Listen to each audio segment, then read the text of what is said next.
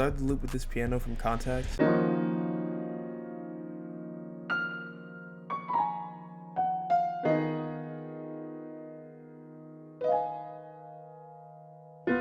For the chord progression, it looks kind of complex, but it's actually pretty simple.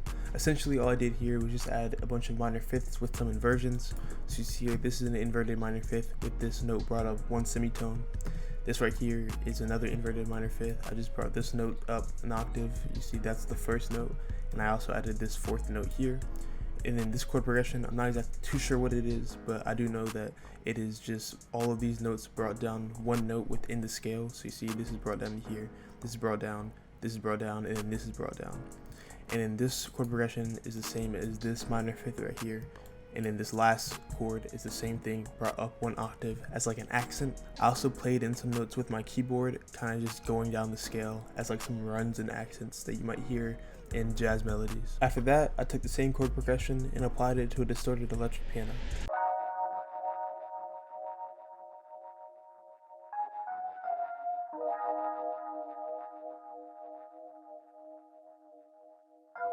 I went and grabbed a vibraphone from Contact, and for the pattern, the notes that hit on every other beat, which are these right here, are the top notes of the chord progression, and the rest of these notes here are just ascending and descending notes that kind of lead back into that first note.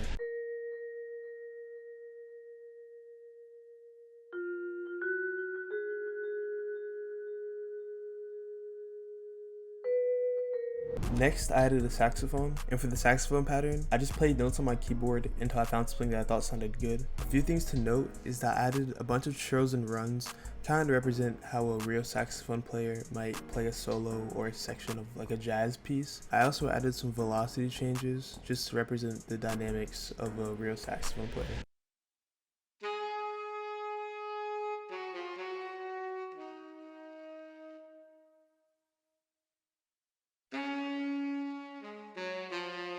Then I went ahead and added a bass guitar, and these notes just follow the bass notes from the chord progression.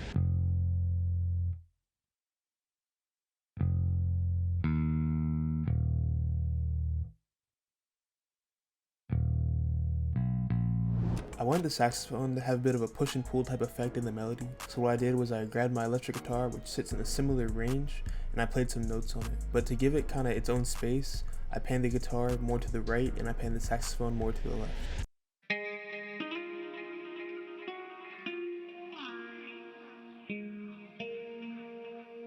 Next, I grabbed a vintage sounding harp so I could have it sit in the background.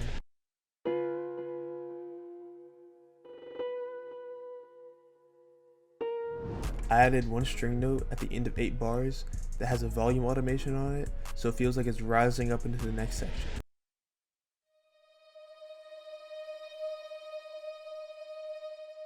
I wanted to add a bit of texture to finish off the melody, so what I did was I found a few live sounding drum samples and I put them together.